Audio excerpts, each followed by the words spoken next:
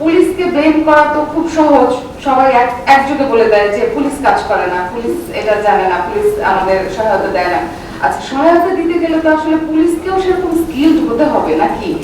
আমরা যেভাবে রিক্রুটমেন্ট প্রসেসে যেভাবে পুলিশকে রিক্রুট করা হচ্ছে, এটা তো একটা গতানুগতিক পদ্ধতিতে। তারা যেমন আমি ইংলিশ লিটারেচার পড়াশোনা করে পুলিশ অফিসার হয়েছি, আমি তো কম্পিউটার সায়েন্স জেনে এখানে আসিনি, বা প্রযুক্তিতে আমার কোনো নলেজ নেই। তো আমি যখন এরকম একটা কেস পাচ্ছি, আমাকে কি করতে হচ্ছে? আমাকে একটা এক্সপার্টিস ডেভেলপ করতে হচ্ছে, তারপরে ওটা নিয়ে কাজ করতে হচ্ছে। তো এরকম বিসিএস পরীক্ষার মাধ্যমে যারা আসছে, তারা কি সবাই প্রযুক্তিতে এতটা এক্সপার্ট?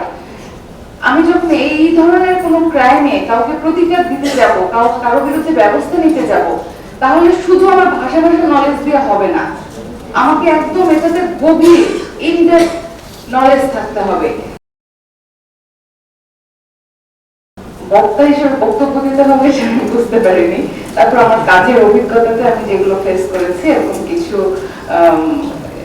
বক্তব্য বা অভিজ্ঞতা আমি শেয়ার করতে পারি।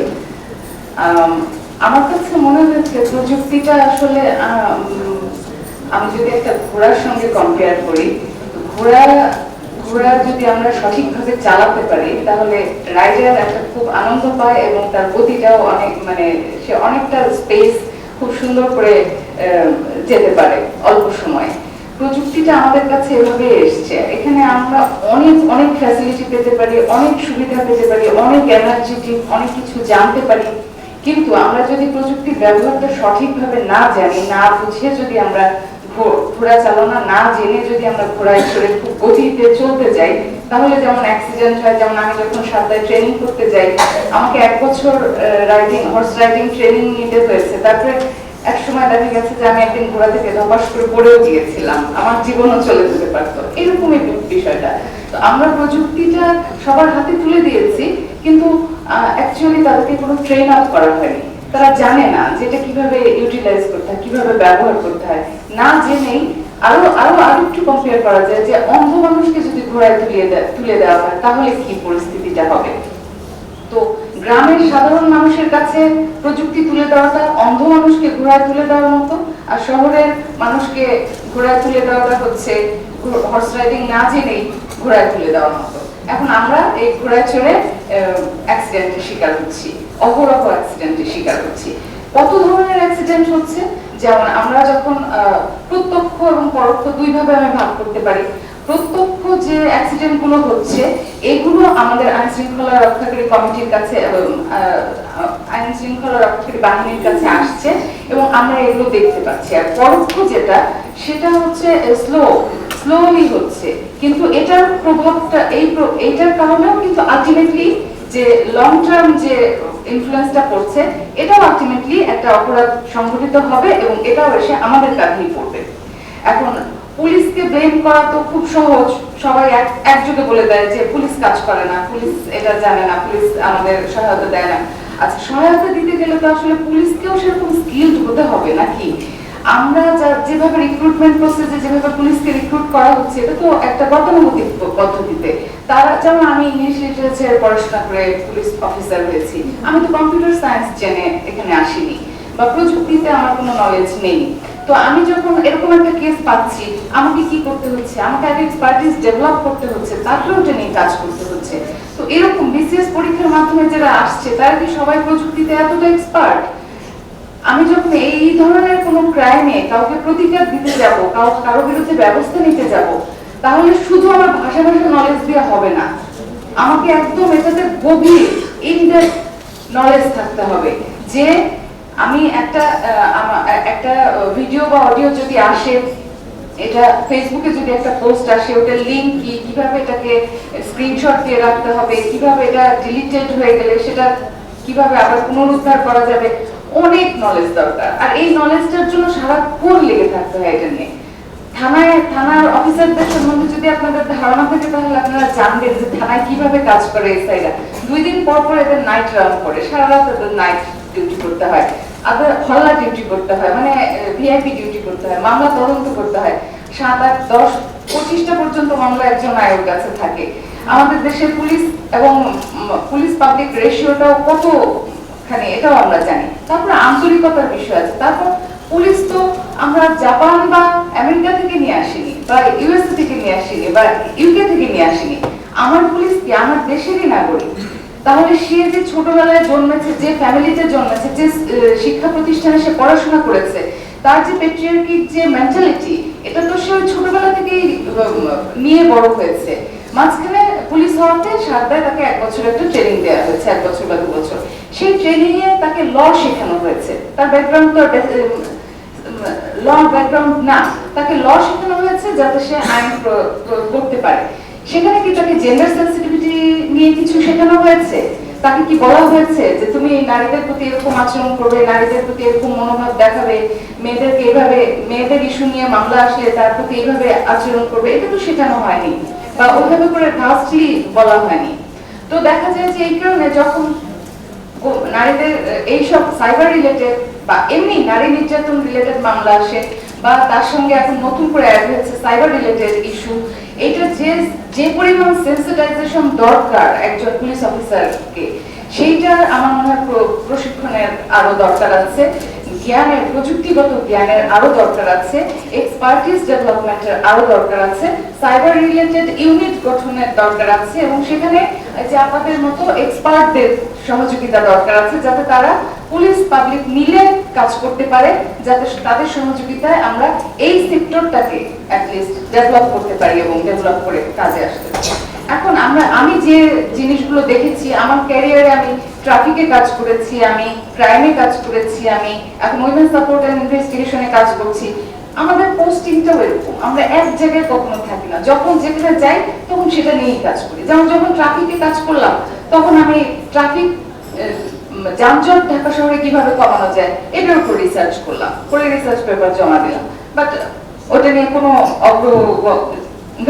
অগ্রগতি নাই, কোনো অগ্রগতি নাই। এখন কিছুদিন সাইবারেও কাজ করেছি, এখন আবার উইমেনদের নিয়ে কাজ করছি।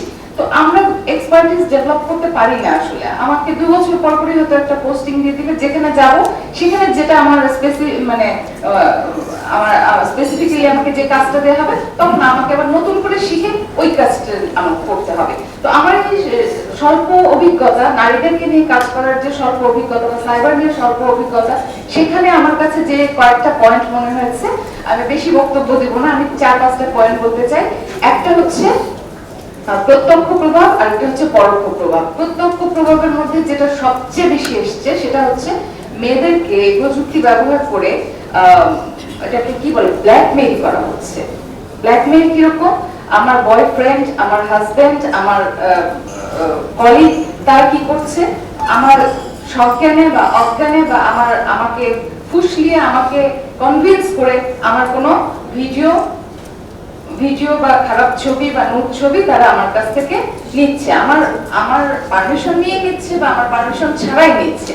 তারপর এটাকে যখন তার সঙ্গে আমার সম্পর্ক ভালো থাকছে না বা উদ্দেশ্যমূলক ভাবেই এটা কালেক্ট করছে, করার পরে আমাকে এক্সপ্লয়েট করা হচ্ছে। কিভাবে এক্সপ্লয়েট করা হচ্ছে? নাম্বার 1, আমাকে হয়তো বলা হচ্ছে যে তুমি আমি ডাকা মাত্র আমার কাছে আসবে, সেক্সুয়াল এক্সপ্লয়টেশন, যেটা আমি যা বলবো আমার দাবি রাখতে বাধ্য। 2 নাম্বার, টাকা পয়সা দিয়ে এক্সপ্লয়েট করা হচ্ছে, যে তোমার এই ছবিগুলো আমার কাছে আছে, তুমি যদি আমাকে এত টাকা না দাও তাহলে আমি এই ছবিগুলো বাইরে ছড়িয়ে দিব। এভাবে এক্সপ্লয়েট করা হচ্ছে। আরো আমি তো 2টো উদাহরণ দিলাম, এরকম আরো অনেক উদাহরণ দেওয়া যাবে যে মেয়েরা এইভাবে কি তার নিজের ছবির দ্বারা এক্সপ্লয়টেশনের শিকার হচ্ছে।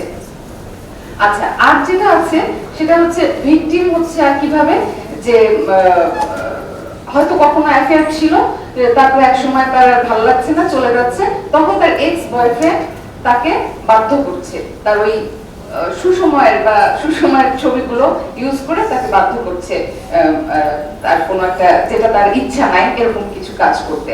আর এগুলো হলো প্রত্যক্ষ মানে ডিরেক্ট ভিকটিমাইজেশন যেটাকে বলা হয়। ডাইরেক্টলি তারা ভিকটিমাইজ হচ্ছে এবং আমাদের কাছে আসছে প্রতিকারের জন্য।